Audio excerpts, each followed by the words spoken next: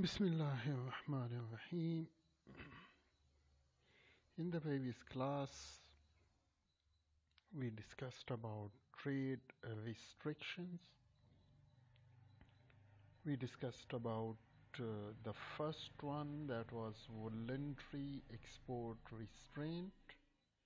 Then we discussed about subsidies to local goods.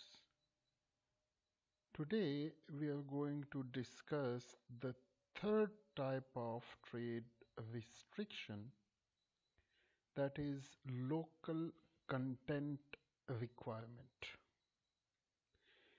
What is local content requirement? A foreign company may find it more cost effective or otherwise attractive to assemble its goods in the market in which it expects to sell its product rather than exporting the assembled product itself. Keep in mind, sometime, suppose this is one country, this is exporting country, this is the other country. Now sometime what are companies doing? Big companies, suppose they are exporting goods from this country to this country. Suppose this is USA and this is, suppose this is India.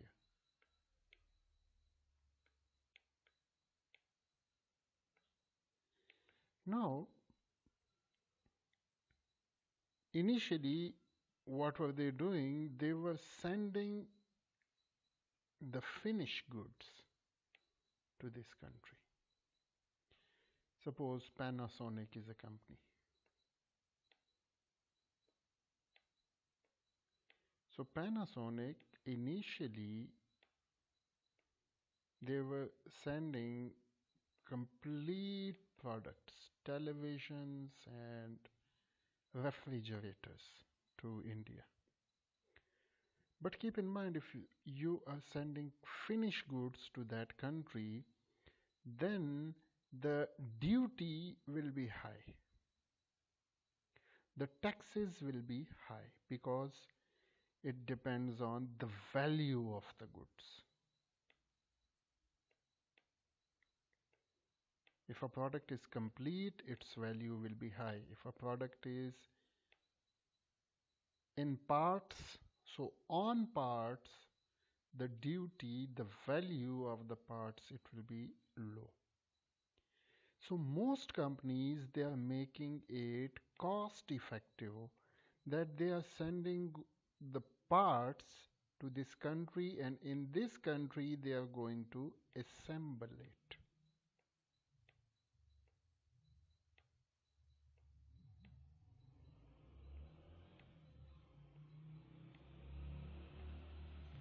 So they are making products, they are making parts here, they are sending these parts to this country. Here they have a production house. In that production house, they are just assembling these products. So this will be much more cost effective to the company. So see, a foreign company may find it more cost effective or otherwise attractive to assemble its goods in the market in which it expects to sell its product rather than exporting the assembled product itself. Means they are not sending the assembled product, the complete product to that country. In such a case, the company may be forced to produce a minimum percentage of the value added locally. Now, sometimes this importing country in which they are assembling these products, so the government of this country, they are forcing this Panasonic company that you will use at least some percentage of your material, local raw material. You're importing, okay, 80% you're importing from your own country, but remaining 20% you will use from this country's material. This is called local content requirement, that you will use at least 20% of the material locally. Means you are importing assembled products to India from USA. And here, then, sorry, you are importing spare parts and then you are assembling these spare parts here. But if you are importing 80%, so 20% you will also use 20% local products. So this is basically local content requirement. In such a case, the company may be forced to produce minimum percentage of the value added locally. This benefits the importing country in two ways. There are two benefits to the government. It reduces its imports. See, 80%, okay, they are importing, but 20% they are using local raw material, local material, so its imports will be decreased and increases the employment opportunities in the local market. And they are also forcing them that the labor force, it will be local. Labor force will not come from USA or from other country. Labor force, all the labor force, it will be from India. So these labor, they will get job opportunities, so unemployment will be reduced. That is another benefit. So this is basically local content requirement. Orderly marketing arrangements, formal agreements between exporting and importing countries that specify the import or export quotas each nation will have for a good. Basically, orderly marketing arrangement, it is an agreement between these two countries that you will export this much of this quantity and we will export this much of this quantity. Suppose USA is sending machinery, heavy machinery. They are specifying the limit of that machinery, the quota of that machinery, that it will be 10,000 units. And India is exporting, suppose, cotton. But India is also specifying the quota of cotton. So there is an agreement between these two countries for these two products.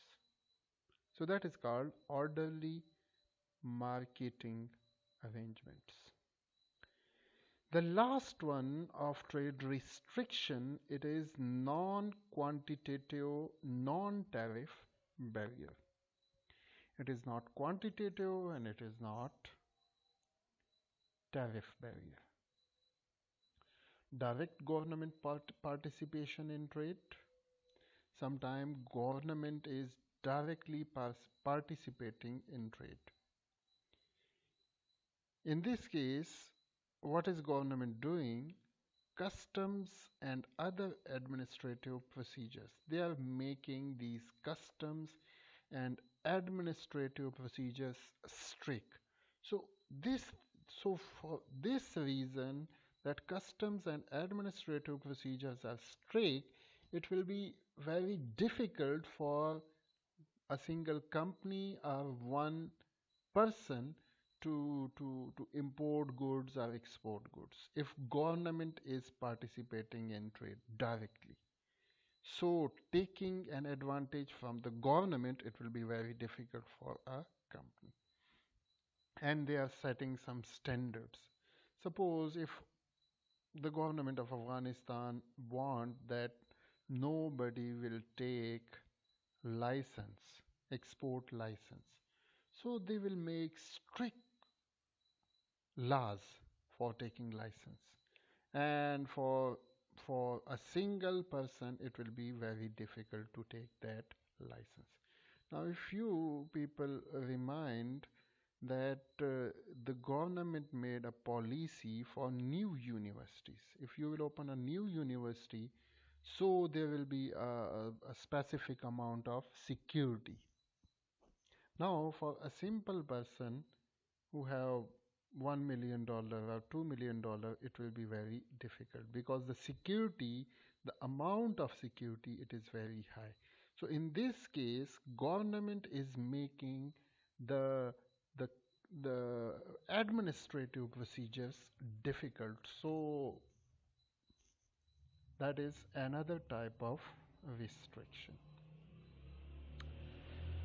Then there are investment theories, international investment theories. Why companies are investing in foreign countries? What is the reason? What is the reason for investment in foreign countries? Why companies are investing in foreign countries? There are four theories: monopolistic advantage theory, then there is the second one, industrial organization theory, the third one is internationalization theory, the fourth one is cross investment theory. The first one is monopolistic advantage theory. Stephen Heimer saw the role of firms' specific advantages as the study of direct foreign investment, with classical models of imperfect competition in product markets. Stephen Hammer, he was of the view that if a firm got some specific advantage in some specific area, so then they are going to enter into other markets. He argued that a direct foreign investor possesses some kind of proprietary or monopolistic advantage not available to local firms. See, if I want to invest, I want to uh, invest in foreign country, so I know I studied the whole market. Suppose I'm coming from USA to Indian market. So this company of USA, he will study the Indian market. That in this market, this product is available, but the quality is not good, but the prices are very high. So they will study the whole market. And if they got some advantage, then they will enter this market. So because of that proprietary advantage or because of that specific advantage, companies will enter this market. So if a company got some advantage in some specific area, so because of that advantage is monopolistic advantage. Monopolist, single seller or single buyer. They got some proprietary advantage, means they have good, their assets are good or some other thing, or they got some technology which is not available to local firms. So this kind of advantage. These advantages must be economies of scale. Economies of scale means that you are producing a product at a cost which is very low as compared to the local products. When you are making a product in big scale, so your cost is low, that is economies of scale. Superior technology, our technology is good, that is proprietary advantage. The technology is very good. Our superior knowledge in marketing, our the company has a good knowledge in marketing, management, or finance. They are very good in these three subjects, in these three areas: marketing, management, or finance. The direct investor is a monopolist. So because of these advantages, the direct investor, he will be either a monopolist, means a single seller, or more often an oligopolist. Oligopoly, one is duopoly. Duopoly means two sellers, and one is oligopoly. Oligopoly means more than two, mostly three, four, you can say. So he will be either a monopolist or oligopolist in product markets. Hammer implied that governments should be ready to impose controls on it. Now, if a firm got advantage,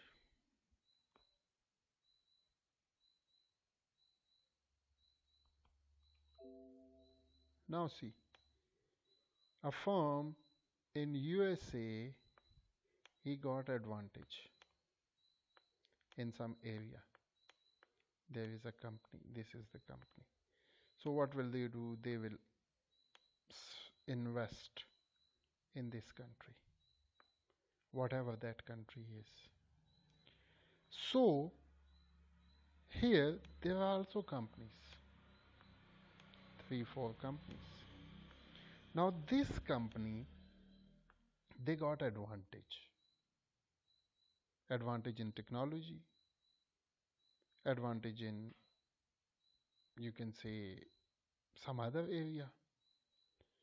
So now if they economies of scale, advantage in economies of scale, so when they will enter this market, these competitors will be out of the market. These local companies will be out of the market. So now, if government of this country, suppose this is Afghanistan, if government of this country will not take actions, if government of Afghanistan will not take action, then in this case, these competitors will be out of competition. These locals will be out of competition. So he argued, Hammer argued that government must be ready for these type of, if foreign investors are coming to your country and locals are going out of the competition, so in this case government must be ready to impose restrictions on these companies, these foreign companies. So here Stephen Hammer, he gives this theory, monopolistic advantage theory. His argument was that a firm want to invest in foreign countries because he got some advantage. He got some proprietary advantage or he got some monopolistic advantage. Proprietary advantage means he got advantage in technology, he got advantage in assets, some other thing. Monopolist means there is no other companies who can sell the product in that market. So they got some advantage. So because of that advantage, they want to enter into some market. These advantages must be economies of scale. One of these advantages is economies of scale, means if they are producing more, their cost of production will come down. So their cost is low, superior technology, their technology is good, or superior knowledge in marketing, management, or finance, or they have good knowledge, they have good marketers, they have good management, and they got advantage in finance, money handling. The direct investor is a monopolist. Mostly direct investor, he will be a monopolist or more often an oligopolist in products market.